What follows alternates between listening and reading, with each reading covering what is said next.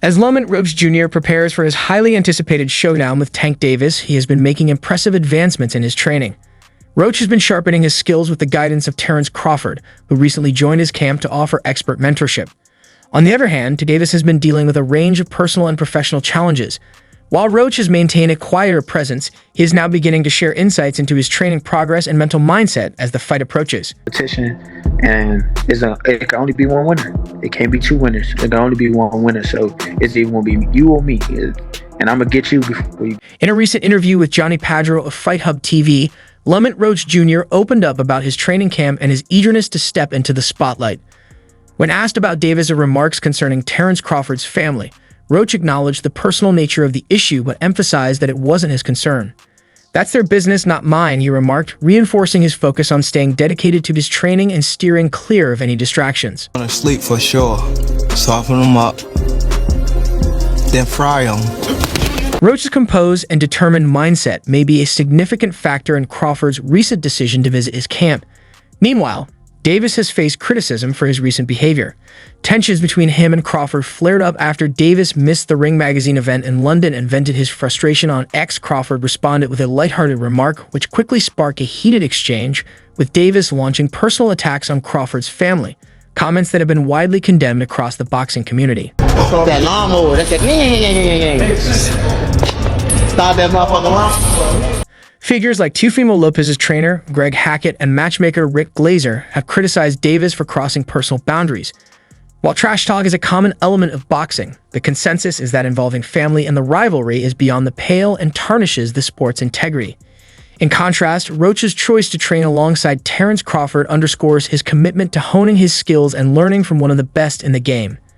This move not only highlights Roach's dedication to improvement, but could also be a strategic effort to gain both a physical and mental edge over Davis. Ninth round.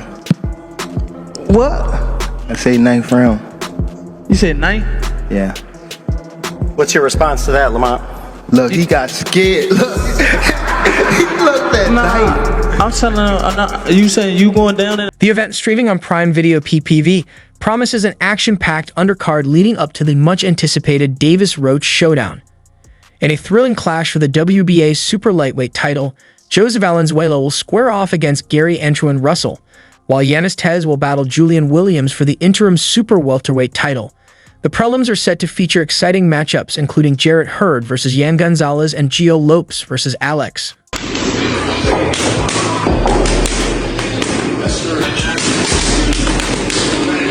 In the US, the event is available for $80 on Amazon Prime, highlighting its global appeal and significance on the boxing calendar. Davis, with an undefeated 30-0 record, is celebrated for his explosive power, having secured 28 of his wins by knockout. His recent stoppage of Frank Martin only added to his formidable reputation. Meanwhile, Roach, 25-11, is stepping up from super featherweight to challenge Davis, showcasing both his ambition and confidence. Adding an intriguing twist, the two first met as amateurs in 2011, with Davis emerging victorious in that encounter. Actually took this fight for the naysayers and all this and all the people talking shit about the fight. I think he actually took the fight because he know that I'm a dog, and he want to prove his skills against the dog. So I'm gonna show y'all what happens when two. More than a decade after their first encounter, Roach is determined to seek redemption and showcase how far he has evolved as a fighter. The rivalry, built on their past interactions and personal growth, brings an added layer of excitement to their upcoming bout. As the fight draws nearer, both boxers have exchanged verbal jabs. Roach tweeted, "Roses are red, violets are blue. March 1st sounds like something new," signaling his intent to dethrone Davis while moving up 2 weight classes. He further provoked, he says, "I have a weak chin. Tell him to come test it." In response, Davis fired back with his own verse. "Roses are red, violets are blue. March 1st sounds like, don't worry, you'll be home soon from the hospital." While Davis remains confident, his recent controversies have ignited criticism, adding distractions as he prepares for this crucial fight.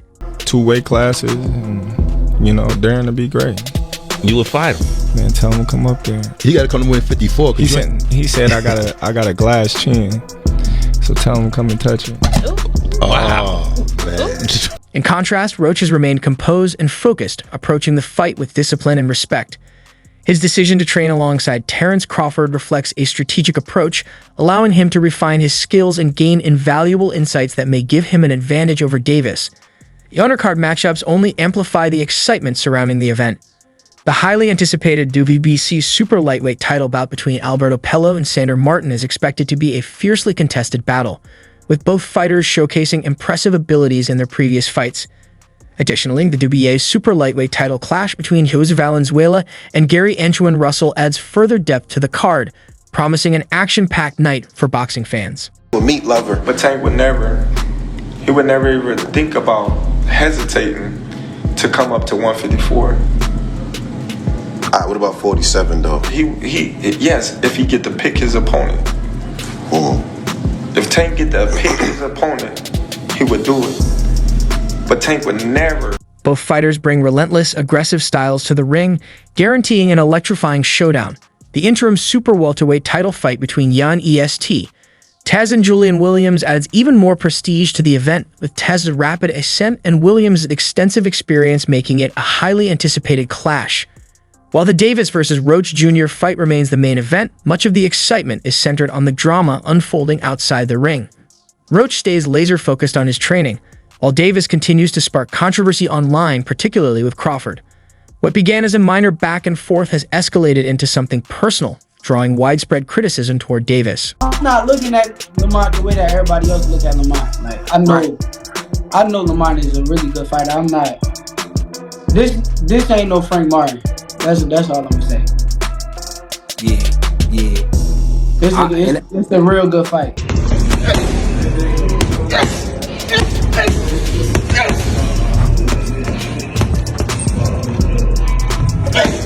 Lamont Roach, but when you look at Shakur Stevenson, when you're looking at these other fights that he should really be fighting, he don't want to do them fights. He wants to retire. Yeah. So don't come and but don't come and. The fact that this guy came to America to give me bananas and watermelon with a note on it. It's unprofessional, and I feel like it's racist. And you just made this fight a little more personal. If we was to fight right now on the streets, I'll break your fucking neck. And that's on my kids. And you know it, I know it, and the whole world know it. And I'm not talking about no fighting in the ring. If me and you was to fight outside, I will break your neck.